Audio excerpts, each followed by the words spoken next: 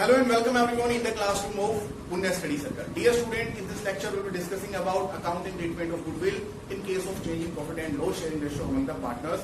In our previous lecture we studied about the different methods for valuation of goodwill that we use in different kind of situation. बेटे जो हमारा previous lecture रहा है उसमें हमने study किया goodwill क्या होता है, नेचर क्या होता है, एज वेल एज कितने सारे मेथड्स हमारे डिस्पोजल अवेलेबल होते हैं जिसकी सहायता से हम फॉर्म की गुडविल को इवैल्यूएट कर सकते हैं, उसका वैल्यूएशन कर सकते हैं। अब बात आती है जो गुडविल का हमने वैल्यूएशन किया है उस वैल्यूएशन के लिए हम कैसे अकाउंटिंग ट्रीटमेंट प्रोवाइड करें उन पार्टनर्स को जिन्होंने सेक्रीफाइस किया है।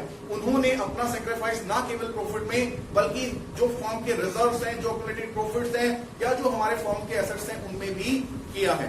सो उस सेक्रीफाइस के लिए वो कुछ बेनिफिट एक्सपेक्ट करते हैं उन पार्टनर से जिन्होंने वो सेक्रीफाइस गेन किया है।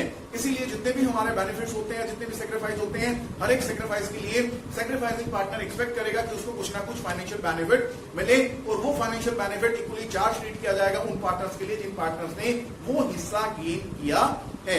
सो यहाँ सबसे पहले हो सकता है क्वेश्चन में आपको गुडविल वैल्यूएशन के लिए पूछा जाए, उसके बाद हमारे को अकाउंटिंग ट्रीटमेंट के लिए पूछा जाए या सिंपली आपको गुडविल वैल्यूएट करके दिया जाए। उसके बाद आपसे पूछा जाए कि अगर profit and loss sharing ratio हमारा चेंज होगा तो आप उसके लिए कैसे जर्नल एंट्री पास करेंगे या पार्टनर्स के कैपिटल के अंदर या करंट अकाउंट के अंदर किस प्रकार से उसको इफेक्ट आप प्रोवाइड करेंगे। So here we are having an accounting problem. We will also have other accounting problems related to the same topic, but very first we should start with it.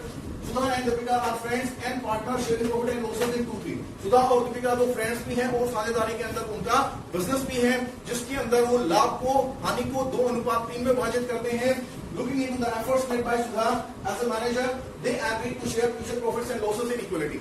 ये ध्यान में रखते हुए कि जो सुधा है वो as an active partner act कर रही है, दीपिका और सुधा ने क्या निर्धारित किया कि भविष्य में वो लाभ को बराबर अनुपात में बांटेंगे। पहले सुधा को 2/5 मिल रहा था, अब सुधा को 1/2 मिलेगा, आधा हिस्सा मिलेगा। पहले 40% मिल रहा था, 50% मिलेगा। तो सुधा ने यहाँ पर गेन किया है 10% हिस्से का। Whereas this has been sacrificed on the part of Deepika, वो 1/10 जो सुधा ने गेन किया है, डेफिनेटली थर्ड पार्टनर तो है नहीं, तो वो दीपिका ने ही सेक्रीफाइस किया होगा।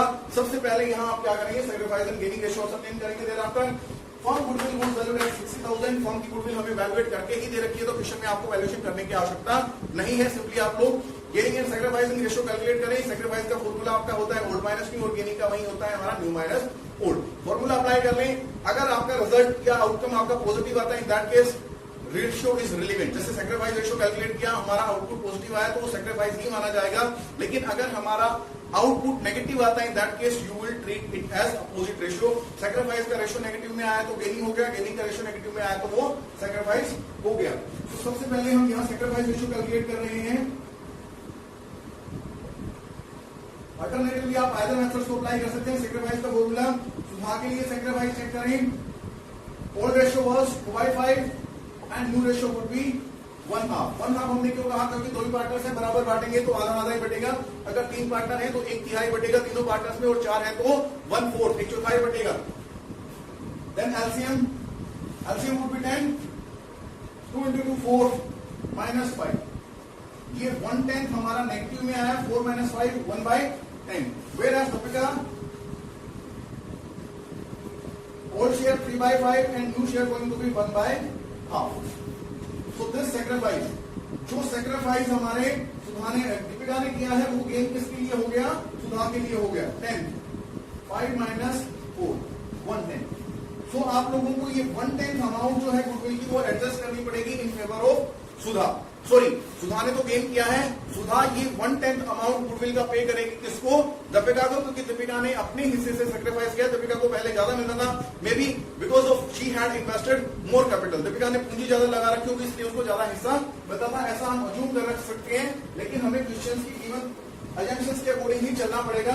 Here you need to determine what amount is to be paid. So amount payable आप कैलकुलेट करेंगे, amount to be adjusted.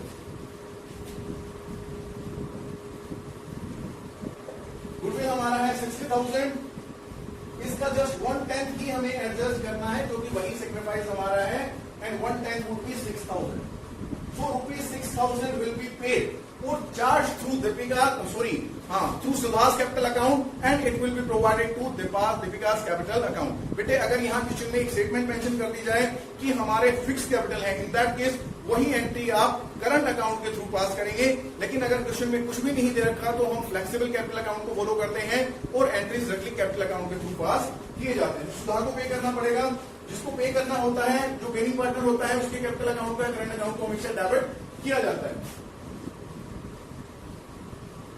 सुधास debit personal account है, आप अकाउंट पर यूज करें या ना करें, to Deepika.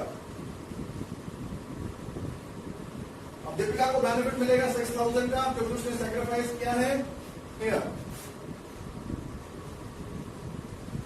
Benefit of goodwill charge from Sudha, जो सुधा है उससे बेनिफिट चार्ज किया गया है और ये प्रोवाइड कर दिया गया दीपिका के लिए। सो इस प्रकार की और डिफरेंट अकाउंटिंग प्रॉब्लम को अगर हम डिस्कस करें, सो हमारा फॉर्मूला माइनॉरिटी चेंज के साथ हमें आउटपुट प्रोवाइड कर सकता है। देखते हैं वो कैसे हमें रिजल्ट प्रोवाइड करेगा या अकाउंटिंग ट्रीटमेंट उस सिचुएशन में हम कैसे प्रोवाइड करेंगे। Students, here we have another accounting problem.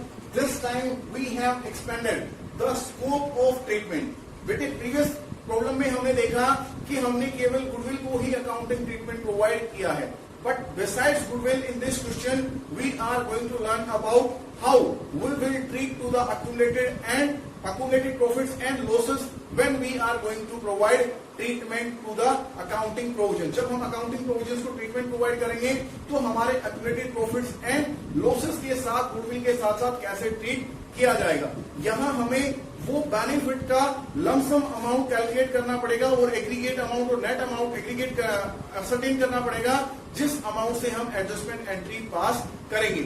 वहां फर्स्ट प्रॉब्लम में हमने केवल एक ही बेनिफिट को आइडेंटिफाई किया था, that was goodwill, but here besides goodwill we have identified many more benefit that were provided at the time of change in profit and loss sharing ratio in the accounts of balance sheet. जो हमारे balance sheet है उसने जो additional information हमें provide की, उसको भी हमें अकाउंटिंग ट्रीटमेंट प्रोवाइड करना पड़ेगा। प्रोसेस हमारा बिल्कुल सेम रहेगा।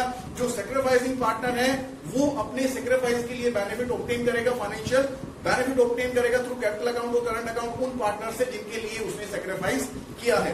सो here we are having same kind of problem. Sudha and Deepika are partner sharing profit and losses in 7-3। Sudha और दीपिका पार्टनरशिप है, पार्टनरशिप के अंदर पार्टनर्स हैं, साझेदार हैं, वो लाभ हानि को 7:3 में बांटते हैं। From 1 April 2018 they decided to share future profits in 3:2।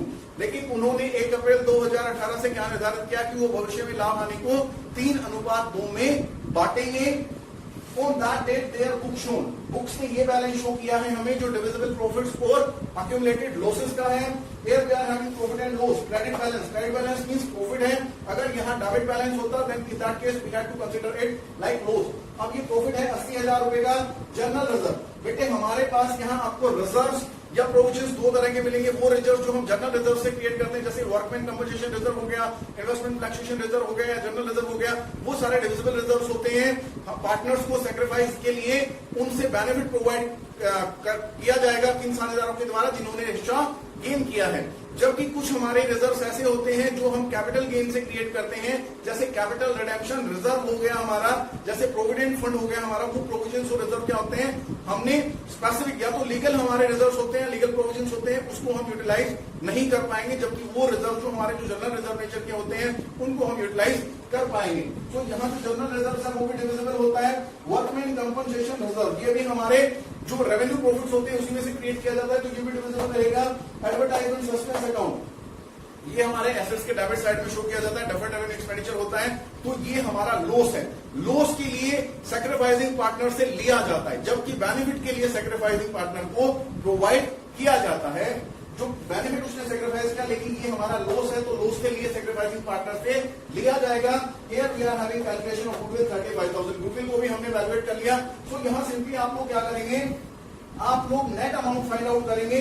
जैसे गुडविल को हमने ट्रीटमेंट प्रोवाइड किया था, उस नेट अमाउंट को गेनिंग एंड सैक्रिफाइसिंग रेशियो से आप अकाउंटिंग ट्रीटमेंट प्रोवाइड करेंगे। Here we are going to calculate and total it 80 + 40 120 + 35 155 + 35 190 - 40। ये जो एडवर्टाइजमेंट सस्पेंस अकाउंट है ये हमारा लॉस है एक्यूमुलेटेड।